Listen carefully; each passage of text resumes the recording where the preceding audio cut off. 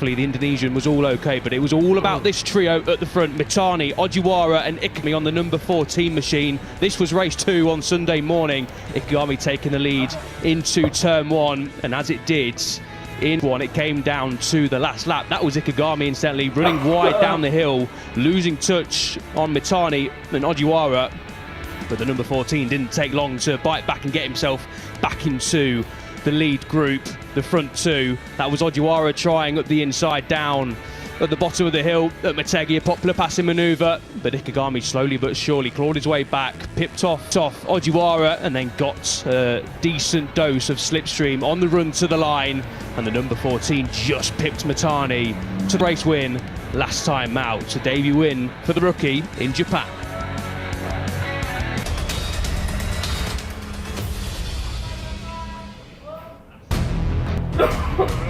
On Sunday in Japan, as I said, we went to Australia alongside MotoGP for the Australian GP without the Idemitsu Asia Talent Cup in action. So a couple of weeks off to what we saw in Japan, reminisce, riders of course, to think about what went wrong, what went right of course.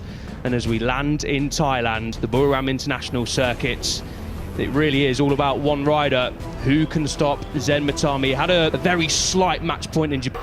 It would have taken a miracle back at Mitani's home race for him to win the title there, but it's a little bit easier this time around in Buriram, the Chang International Circuit. Zen Mitani heads into race 1, 70 points ahead of Rishi Takehira, his compatriot, in second place. Ojiwara is in third place, a double podium finisher last time out, 80 points back. And if Zen Mitani finishes this race 75 points clear of his nearest rival, he will be crowned the 2024 Idemitsu Asia Talent Cup champion. 15 laps coming up.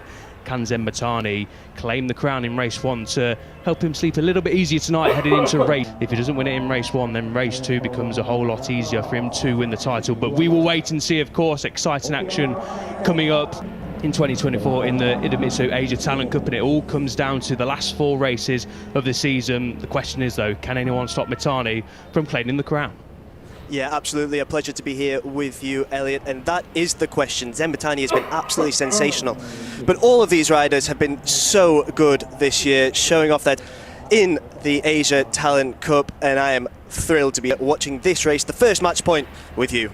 Yeah, it's going to be about rider Ojiwara on pole position then, the Japanese rider on the number 16 machine, third in the championship. As I said, 80 points down on Mitani, so he's one of 2 riders, well, one of 3 really, but realistically we're looking at one of 2 riders in this race that can really stop Mitani from claiming the crown. Second pole of 2024 for Ojiwara, but as we just saw there, Mitani will go from the middle of the front row in second place. 5 wins out of 8 for Zen Mitani in 2024. He's been a force to be reckoned with this season as Zen Mitani, and he was in the podium fight last time we came to Thailand in 2023 too. So he didn't quite climb onto the podium in 2023, but he was in the lead group in both races, crashed in race 2.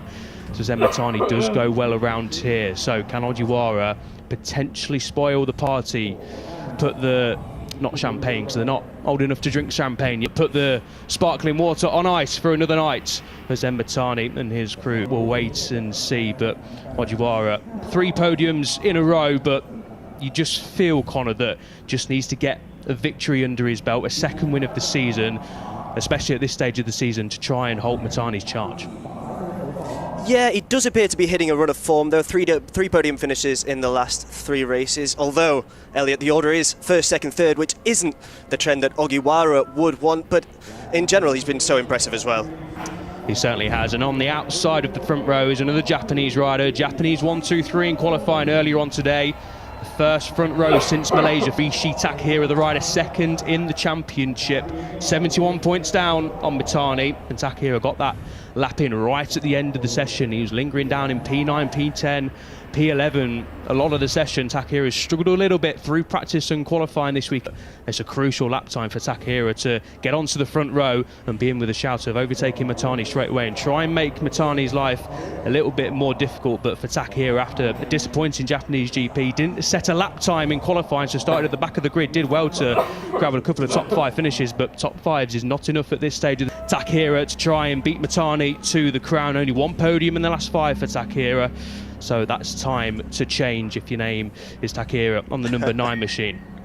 Yeah, absolutely, and we've seen this kind of burgeoning rivalry between him and Mitani through from last year as well. He was behind Zen Mitani in the 2023 edition of the Idemitsu Asia Talent Cup, although the difference then was to a conclusion. It's a bit bigger this time around.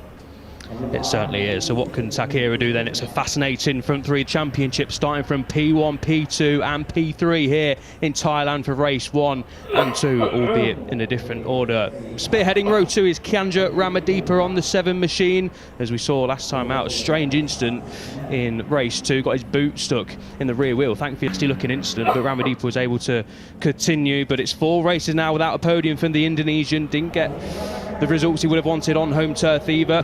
Back to somewhat of his best here in 2024. It's his equal best qualifying position of the year, along with Qatar in race 1 of the season and race 2 of this season. So yeah, Ramadipa will be looking to mount a podium challenge here in Thailand to get his season back on track here. Looks like the title is all but lost for Ramadipa, but he needs to stand back on the podium and just rekindle that energy, that form we saw in the opening half of the season. Yeah, absolutely. He's a rider that's often threatening those at the front, but as you say, he needs to take another step forward and break into that top 5. Certainly so. And speaking of top 5, best qualifying since Malaysia is the lead home hero on the grid, Kiatsak Singapong on the number 20. Thailand had a race winner here last year. Can Singapong do the same in front of his home crowd? He will be certainly hoping so. Podium so far is Kiatsak Singapong, relatively inexperienced of course, but he'll be absolutely hoping of course to stand on the podium for the first time. No better place to do it than here at the Chang International Circuit. 4 P5s in 2024, he'll be hoping to change that. Top 5 will be a good result nonetheless, but Singapong really hoping for a podium. And Faris Hafai coming around the grid on the number 19 machine. First time incidentally, he's been off the front row since Malaysia earlier on in the season, but he hasn't had a podium in the last 3 as Hafai. So here is another rider who'll be desperate to climb back up onto the podium. He's won. Yeah, absolutely, and he's shown his prowess over the course of practice and qualifying here. He was the fastest in FP1 with a 147.782. Repeat that kind of performance, then he could well be with a chance of threatening the riders ahead of him. Yeah, the number 9 Tony has been in the lead group throughout this season, hasn't quite managed to win a race in 2024, but he's been there or thereabouts throughout the season. 1 minute to go then before we head on to the warm-up lap for these Asia Talent Cup riders. And Connor, here is your starting grid. Yeah, absolutely. On row 1, Ogiwara, Mitani and Takehira, all 3 of them Japanese. On row 2, Ramadipa, Singapong and Hafi. On row 3, Dakigan, Bonprawat and Henry. Behind them, on row 4, we have Ikegami, Schmidt and Chavan. Row 5, Tanachot, Takamoto and Russo. Row 6, Pramuntong, Zakwan